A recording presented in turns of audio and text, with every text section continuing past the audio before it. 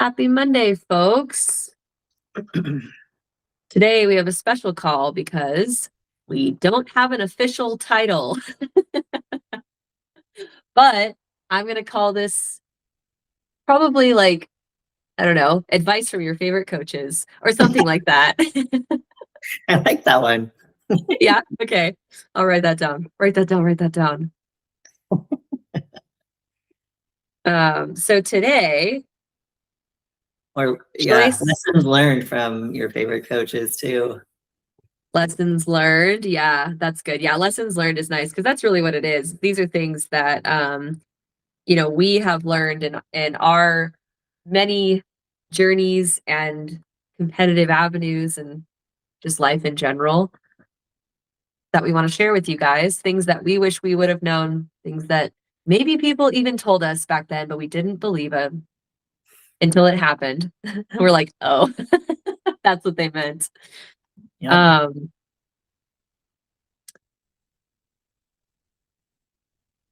Sorry, I just thought of another one. You're I good. know. Okay, cool. Yeah. So Shalise and I, we've written down things that we want to share with you guys.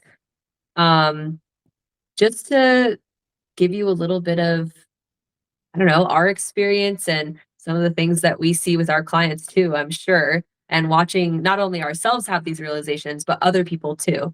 So certain things that are like pretty universal for a lot of people going through like a health and fitness journey. So, Shalise, do you want me to start or would you like to start? I want you to start. Okay. I It will was your start. idea, Taylor. So you get to go Yeah. first. I know. Well, honestly, I was thinking about it because we didn't have May topics written out yet or released, and I just felt kind of called to talk about this today. Where I was like, I feel like I need to get all these things out of my system, almost to like tell them to myself again, but just to reflect, and hopefully help out some people that are a little bit newer, especially coming out of the Real Coaches Summit that we just went to, which we're going to be talking about on Thursday on our live on Instagram, which very excited for that conversation. But coming out of that summit, it became so clear that like there just is such a big gap between the information that the majority of people are having to sort through and the information that we as coaches are looking for and getting and that we have. And it's like, I don't know, this felt a little sentimental. So I want to share things. I love it. Okay. Well, my first lesson learned comes from I'd probably say like college aged me before I really knew anything about nutrition. Um, I think I ate healthy enough, but I really was not feeding myself the way I should have been, as one does in college. But I was very, very active, like super active. So my lesson learned in this time is it is not normal to feel like crap all the time. And you should not be in this like constant back and forth between super hungry and like feeling like you're going to pass out and then super full and nauseous, or even somewhere in between where you're like maybe your appetite is off, but like moral of the story is it's not normal to feel like crap. And food a lot of times is the answer for that, and the right kinds of food, the right amounts of food. Shalise, you were nodding as I said it's not normal to feel like crap. Yeah, I mean we've mentioned this so many times on our live, or even probably on here too. Like you don't realize how shitty you feel until you start feeling good, and then when you feel good, you're like, oh, this is what it's supposed to feel like. So yeah, like I 100% agree with everything you just said. And uh, it's it's funny how often I hear or I get in check-ins or talking to new clients like, oh, I hardly ever sleep or I hardly ever poop or I hardly ever do this, but that's how I've always been. I'm like, okay, but just because that's how you've always been doesn't mean that's okay and common and normal and how you should feel or not sleep or not poop or. And it's like, okay, well, that's where we're going to start. That's where we're going to fix. Like, I don't care what you look like on the outside. I don't care anything else. Like, let's get those basics, that foundation, those fundamentals, those things down so that you feel good. And like, and that's my favorite comment when I get check-ins, like successes for the week is, oh my gosh, I didn't realize how good I could feel, or oh my gosh, I can't believe I'm finally sleeping, or those things where they have that realization that just because that's how it's always been doesn't mean is how it should be. So Mhm. yeah, yeah. What I am always like so nervous to find out is if there is some way that, you feel like you've always been, whether it is related to sleeping or pooping or eating, and you now have some sort of medication because of that, that you are like, well, I've been on this medication for 15 years. And prior to that, I was like that for 15 years. And it's like, we have an even bigger hole now that we have to try to dig yourself out of because It's coming a off of a very good. medication is like a totally different ball game. It's one thing if we're just trying to, restore your natural rhythm, but doing that after it's been assisted by a medication is like that's tough stuff. That is not easy. That is a very valid point. And again, one of my other favorite things is, okay, well, and that's my other goal is let's get you off that medication. So yes, that's a fantastic point, Taylor. Mm, yeah. Some other things like relating to this. Uh, you mentioned sleeping. I know a lot of people where it's just normal. They live in pain. Like pain Mhm. that's not related to a specific injury to where you could trace it back and say, "Oh yeah, this is a thing that like would cause pain and you're just going to be in pain." To where it's like it just kind of like rotates throughout their body, whether it's like really bad headaches or migraines or really bad cramps on their period or um certain like joint pains, things like that, where it's like, oh, well, it was my ankle this week, but like 3 weeks ago it was my knee, and now it's my hip or my back, and all these things constantly fluctuating. Like pain is a warning. It's like a little flag from your body that something needs to be addressed. And if there isn't a specific injury that it's tied to, like that's worth looking into. It's not just related to food. Yeah. Yeah. I don't have anything to add to that. Like you said it perfectly. Um, yeah. Okay. Yeah, that's my lesson learned. And I think also, like, if you are someone that's trying to change your routine and you want to feel better, you have to actually believe that you can feel better because a certain amount of your comfort in a situation is going to be mental. Like, are you constantly nitpicking the things around you and are you looking for things to feel a certain way? Or are you like searching for pain of like, oh no, if I do this thing, is my knee going to hurt? And then there's like a little bit of pain that could, if you weren't like so tuned into it, could be perceived as like a 1 to 3 on the scale, but instead it's showing up as like a 6 or a 7 because you're so in tune with like, oh no, there's something wrong with my knee and like I'm gonna have pain there. Like almost like the anxiety surrounding the pain, or same thing with food. Like if you believe that you are sensitive to a certain kind of food and like okay, I totally do this too because I can't really have dairy anymore.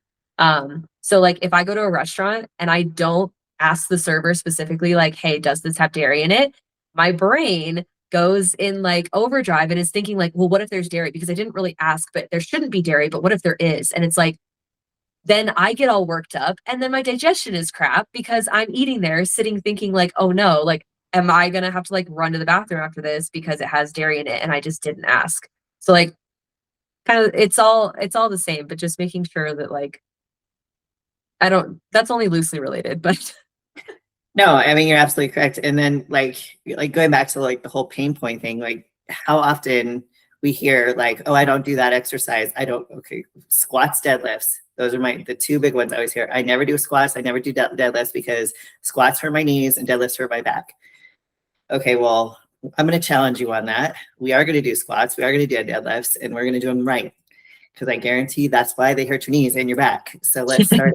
And whether that's with weights, without weights to start out with, like getting into those patterns and working those patterns and building up the muscles so that they don't hurt. Like, um, and that's a really hard shift I've noticed for a lot of clients is like they haven't done it for so long. They like, if I do this, this is going to cause this, kind of like what you're saying with like the whole dairy thing. Like they put themselves in their own panic mode. So like, I know it's going to hurt. So they automatically hurt just because. When if we solve the problem or fix the form or whatever it is, we'll get there. We'll get there eventually where those things shouldn't hurt, because you're doing it the proper way. But it's Hmm. a hard mental shift for people for sure. It's kind of Yeah. one of the things about just like teaching clients how they can lift heavier than what they think they can. It's kind of that, like you have to prove to them that it's not going to hurt or you can lift heavier, and those things are hard to challenge sometimes. Yeah, definitely. The mental and physical barriers are very real. Yeah, and it's like it goes back to like that fixed mindset versus what should I just Growth mindset. thank you growth mindset. Yeah. Yeah, and the Yeah. trust, a little bit of trust in your body because your body is so damn resilient if you let it be. So yeah, trust your body True and that. your coach. All right. You want to share your first one? Only because it's already been kind of mentioned, but like the whole sleep thing, is I want to go to that because, and I think that like this was definitely a lesson learned when I first started bodybuilding, because I was definitely the more is better. The more I do, the bigger I can get, the leaner I'll get, the better, whatever, I was definitely of that mindset. And because of that, sleep was not a priority for me. There was a season of bodybuilding, a year that I had there where I was going to bed about 10 o'clock at night and I was waking up at 2 in the morning. So 4 hours of sleep for months. And thinking that, and this is back when I had an hour of cardio first thing in the morning and an hour of cardio after a workout, and just trying to get all my food and everything in, and I think at that time, a lot of that had to do with the coaching because it was you have to have 6 meals. So timing my 6 meals. So like getting rid of it really having to be 6 meals because it didn't have to be. But then also, just trying to get everything in. And like I said, just thinking that hmm, like I said, that more is better Hmm. and not prioritizing that. So I really wish, and I truly think to this day, this is why my hormones were so messed up when they were because of the lack of sleep. And Yeah. the funny thing about that too was I was falling asleep in my gym clothes so I could get up the next day and just roll out of bed and go do cardio. Like that's how, like, just to save time because I wanted a few extra minutes of sleep so that I got extra minutes of sleep. But I was running myself into the ground for sure. Yeah. And I see a lot of people like, well, I have to get up and do my cardio. I have to get up and do my Orange Theory class at 5:30.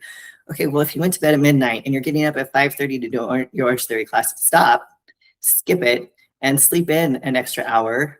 I realize you're paying for the class, but you're doing your body a disservice. You're doing yourself a disservice by choosing that over sleep and needing to prioritize your sleep. I think that's a big one, for me, just because like that's what I see a lot of clients and myself. That's always the first thing to go. I feel like, They're willing to sacrifice that before yeah, other things. Yeah. yeah, it's not a big priority to them because again, we're in this constant got to do all the time. Okay, no, but you have to like not do some of the time too and relax, and how important sleep and recovery is to grow and to just feel good. Hmm. I wonder how much of that like willingness to sacrifice sleep has to do with sleep quality being lower than average for so long that it doesn't even really feel restorative. So you're like, well, why would I sleep? Like, I don't even really feel that much better. Why would I sacrifice this thing that like is gonna get me ahead But really the only way to like increase your quality of sleep is by doing it better and doing more of it. Yes. Weird how that works. Yeah, huh. Yeah. And it does feel like when you sacrifice other things so that you can sleep, it does kind of feel like, well, I'm missing out on those other things now. Yeah, I'm not being productive too. And Uh-huh. that's not true. That is so not true. Yeah. Yeah, your brain doesn't think you're productive, but your body sure does. Yeah. I mean, there's so many things that are going on when you sleep, like, growth factor, all that kind of stuff that's happening when you sleep. That's important for recovery and your hormones and muscle growth and everything. Yeah, and that's why I will forever like the sleep and recovery, push that on my clients. Like, stop pushing yourself to the point of wearing yourself out. Yeah. So your first lesson learned is don't neglect sleep. Yes. Yep. Okay. I like it. I agree. I've definitely got some clients who need to hear that right now. Hopefully, I'm just gonna send them this video. There you go. If you're watching this, you know who you are. Not going to call you out, but Uh, yeah. All right. Ooh, this next one that I have, this one's a banger. Okay. I am talking directly to my past self, and hopefully some of you guys can relate to this. Um, how much you can eat or how much you don't eat is not a personality trait. mm, I promise. It's mm. really not. Uh, Ooh, I like oh, that a lot. hurts me. Um, so there's obviously two sides to this of like, oh, I can eat so much, or oh, like I don't no, I only eat a little, I only need a little bit. So I was in the oh, I can eat so much category. Like what? I'm a girl, like I'm gonna eat food because when I was growing up when let's see, I was 10 in 2004. So sorry. So like between the ages of like 10 and 18, that's pretty big. So like 2004 to 2012, those were like my years. And it was like really big to be very thin at that time. And like anorexia and bulimia were very prevalent in the media. It was like starting to come up and be like, oh, this is a thing that like teenage girls are dealing with, and like young women are dealing with. And so, hey, some people just have a little rebellious streak in them, and that I think that was me. And I was like, screw that, dude! Like I'm gonna eat everything. Unfortunately, I was very active, but it was a very hard thing to undo as I became like more of an adult and responsible for my own nutrition. It was like, okay, is like, what if I don't finish everything on my plate? Like, are people going to think it's weird that I'm not finishing my entire burger? Or, whatever it was. Like, I wasn't letting my body's cues tell me when to stop. It was based on like a social pressure and an identity pressure, like an ego thing. So that was a very interesting time for me. It was actually after I did my show, um, in the reverse, when I had to, like, kind of relearn how to eat and how to listen to hunger cues, and then learn, like, what was expected of me. Because I went from, like, doing whatever I had done growing up to very strict in bodybuilding, and I found a lot of freedom in that structure. But then I had to learn to come out of the structure as well. And as I learned to come out, I had to decide, like, okay, I need to make a new identity around food because I got some of my self worth from the fact that I could put away an entire plate at a restaurant. I would go to In and Out and I would get a 4x4. Not that there's anything wrong with 4x4s, but like I didn't need one, you know? Like sometimes you need a 4x4, but most of the time you don't if you're my size. So yeah, just little things like that that I had to tell myself is like, you can go to a restaurant and order food and only eat what you want. And you can take the leftovers home if you want. You can even give the leftovers to somebody else if you don't want to have to eat that again. If you're like tracking your macros, you could give the leftovers to somebody less fortunate than you on the street that you pass by. Like many restaurants are in the city. Like you could do anything you want with the food, but you don't have to eat it just because it is in front of you. And like when it comes from like money perspective, there's a financial side of things. Like, yes, don't waste your money, but your money is also worth the experience of the food and having it be positive afterward as well. Like going out to eat is not just about in the moment eating the food, it's also about what happens afterward. How do you feel afterward? Like emotionally, physically, all the things. That's the experience you're paying for. It's not just like at the dinner table that you have to just scarf all this food and then stop. So that's my lesson learned for you guys on that. Well, it's very interesting because I just had this conversation with a client who she was talking about how she grew up versus how her husband grew up. And they grew up in a very health conscious family. You know, mom was a, I think, nutritionist also or something, and very active. So he grew up around that, where her family is very much party, drink, fried food, and how she's trying to navigate that now in their life. And she said, at family get-togethers, I just feel like I have to do what everybody else is doing. And and and you see this a lot. Actually, a lot of competitors deal with this too. When you're in those social events and everyone's like, oh, you can have just one bite. And those things, those peer pressure moments, like why the hell does it matter to you? Like, why does it matter what I'm putting in my body? Why are you forcing this on me? Why are you, and those moments piss me off so much as a person who's had it happen to them, and how irritating it can be. But then also those people that do it to other people, like, and the alcoholic beverages, all the things like, oh, why aren't you drinking? Why aren't you drinking? Like, why the fuck does it matter to you? Like, Yeah.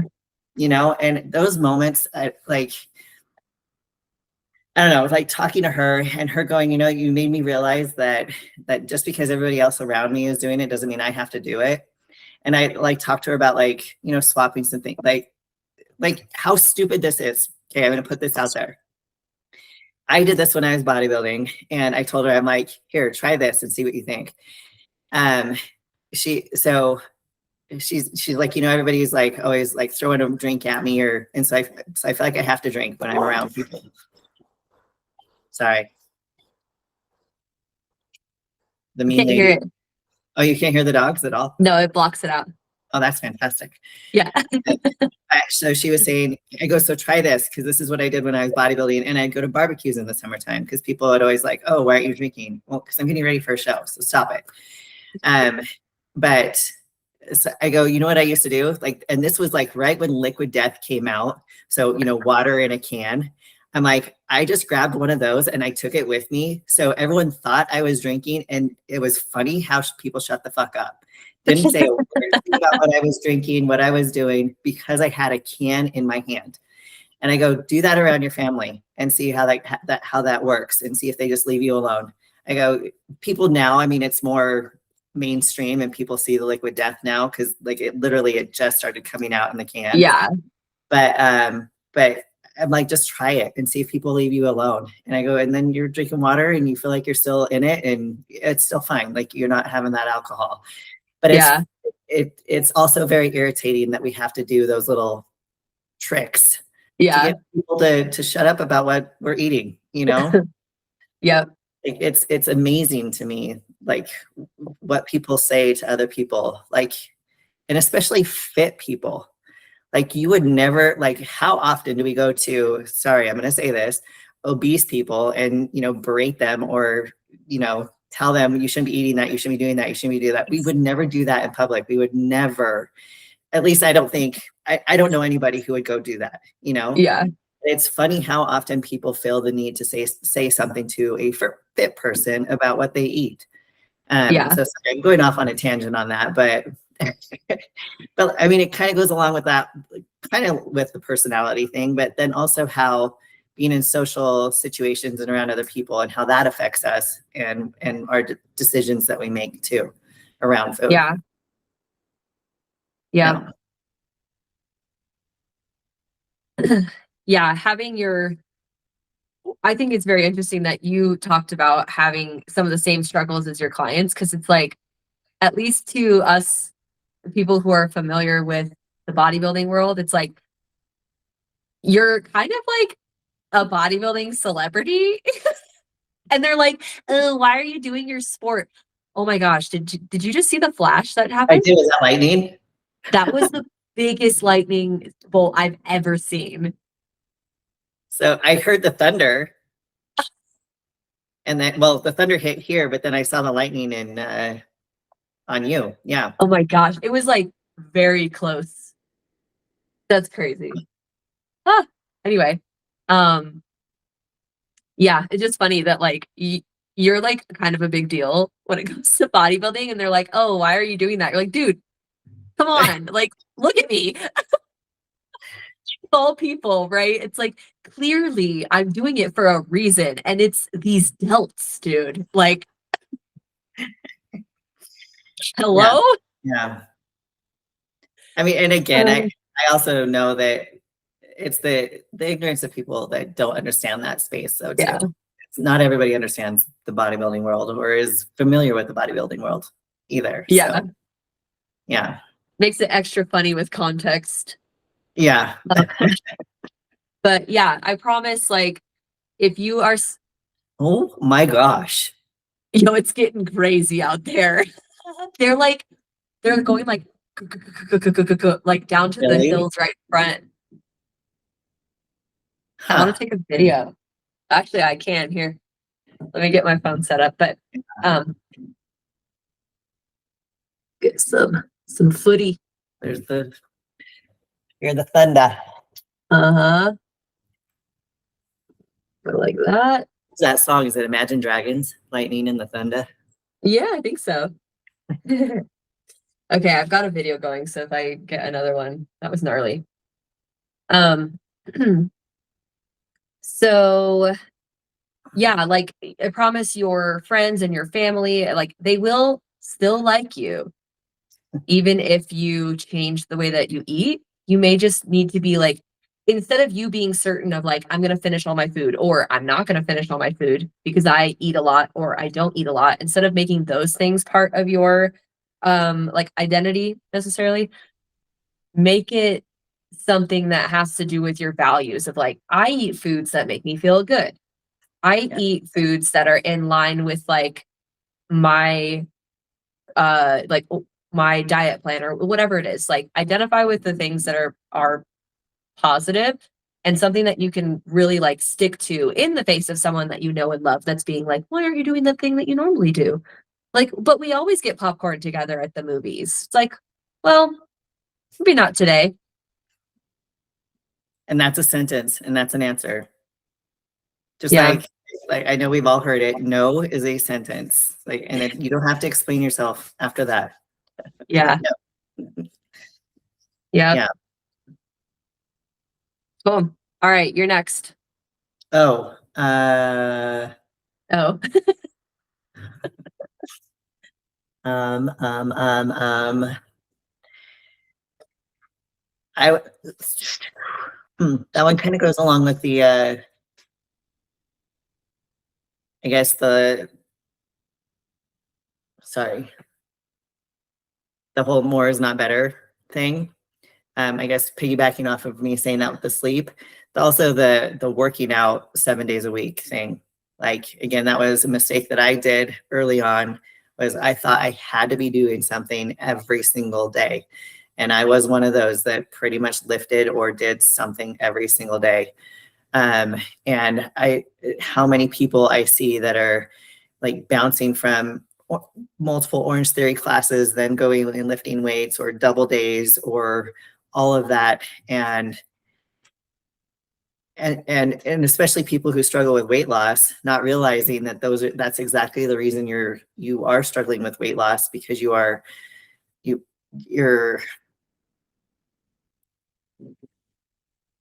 you're you're doing too much and your cortisol is constantly high and you're not fueling yourself enough. And all these people who think that, so yes, there is some validity, I guess, in the eating more or eating less and doing more, but also not when it's wrecking the fuck out of your hormones too, because Hmm. overstress your body and your body's just going to stop at that point. So, and all of those things wreck, like I just said, your sleep, your recovery, all of that. So knowing, wow, and now I hear all the fire engines going too. So there must be something hitting. Yeah. Yeah, there's a lot of fire trucks going right now. Pretty cool. I'll send you the video afterward. It's pretty sweet. On the replay on YouTube, I'll put a little replay of the That's lightning. It'll be cool. pretty crazy. Yeah, we'll see how many fires we get tonight. Huh. Um, I forgot what I was saying, but That there is validity to like eat less, move more, but yeah, that but not like there's a time when you need to pull back. Like it doesn't need to be 7 days a week. And honestly, this is a huge lesson even post bodybuilding, because again, bodybuilding, I was training 5 to 6, 7 days a week. No, 5 to 6 days a week. And I'd have one rest day. So when I got out of bodybuilding and I went into, this recovery phase with Austin, and he said that you can only work out 3 days a week and no cardio. I want you only doing steps. Like in my mind, that was like, I'm going to get so fat. Like, yeah. I'm doing all of this stuff, and now I take all of that stuff away. I'm not moving as much. I'm not doing as much cardio. I'm not lifting as much. I'm going to get freaking fat. I didn't. I actually lost weight because why? My body was screaming for recovery and a restorative phase where I needed to focus on that and recovery more than I needed to work on the lifting and all of that kind of stuff. And my body was screaming for it. My body was just like, you need a break right now. And that has probably, as a coach, been one of the most enlightening moments ever, because when I'm thinking about planning stuff for my clients and, oh, they're not losing weight, so we got to do this, we got to do this, we got to add more cardio, less food, more cardio, less food. No, let's step back and see what's really actually going on. And maybe it is less, doing less, eating more, that kind of stuff too, because it depends. Everybody's different, and the answer is always going to be it depends on what's going on in their life. But 7 days a week is not it. Like pushing Mhm. yourself into the ground and having something to do every single fucking day is not the way to go, especially when it's high intensity things every single day. Moving, yes. Getting steps in, yes. All of those things, great. Like moving your body on a daily basis, 100%. But it doesn't have to be the hardest freaking classes every single day either. Like you go outside, go do something you enjoy. Go touch ground, go hike, go see the sun. Like, Yeah. yeah.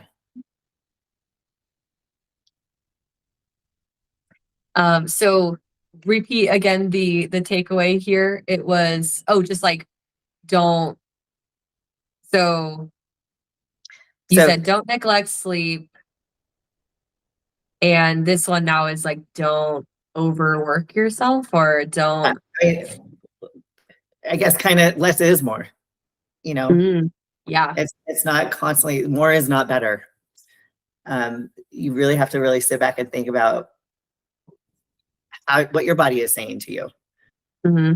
If you're doing more and nothing is working, then your body's asking for something different.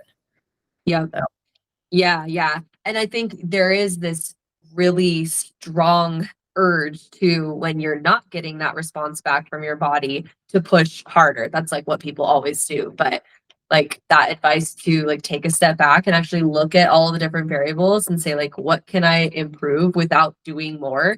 Like, where can rest help me? Hopefully with the guidance of a coach, because they'll have like a good perspective on what to do there. But um I just had a client that it was this exact scenario. And on paper, you would be shocked if I wrote down before what she was doing and what she was actually kind of slowly gaining weight steadily and like fluctuating a little bit, but mostly gaining over time, versus the new plan where she dropped 5 pounds.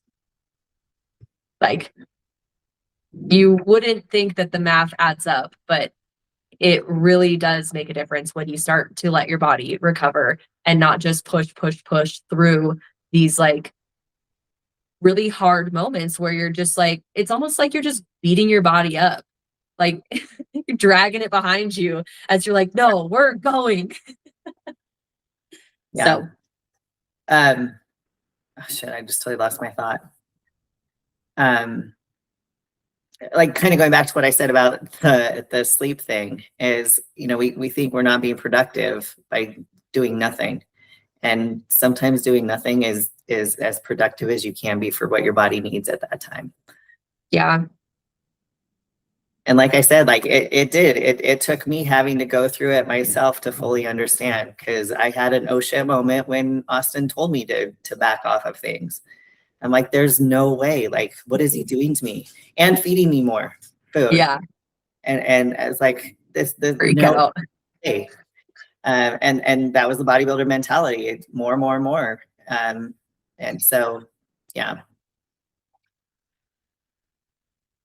It is dumping rain. Is it? Yeah, it's kind Yeah. of spring here. Kina is apparently not a fan of the thunder because she's like snuggling next to me right now. Cool. Okay, so I lost internet because of the storm, but we're going to end for today, and then we will do another episode of lessons learned from your favorite coaches. Yeah, Yes. lessons learned from your favorite coaches. We'll do another episode next month so that we can continue this, and we'll just probably keep going with it until we run out of things to tell you guys, which, spoiler, will probably be never. So, All the things. So much to talk yeah, about. yes. So, thank you guys for joining. And if you have any comments or any stories you want to share, please write up like a little paragraph and send it to us. I would love to like keep this going each month as like a mini series and share some of the stories that you guys have about, some of the things that if we share a lesson learned and you guys had a similar lesson, tell us about it. Would love to hear it. But Yeah. if you'd like to find us elsewhere, I am on Instagram at Taylor CE, TAYLORCE. And I am at Shalace, and that's at SHELACE_IFBB Pro. And the other place you can find me is at Team Iron and Lace. So at team_iron_and_lace on Instagram too. And you can always email us. So like Taylor had mentioned, you can DM us your stories, put the comments here on YouTube, or you can also send them to our team email, which is teamironandlace, all one word, at gmail.com. Right on. Well, we'll be releasing the rest of the May topics soon, so keep an eye out for those on Instagram, and we'll talk to you guys in a week. Have a great week and happy Mother's Day to every mother out there. Happy Mama's Day. Okay, bye guys. Bye.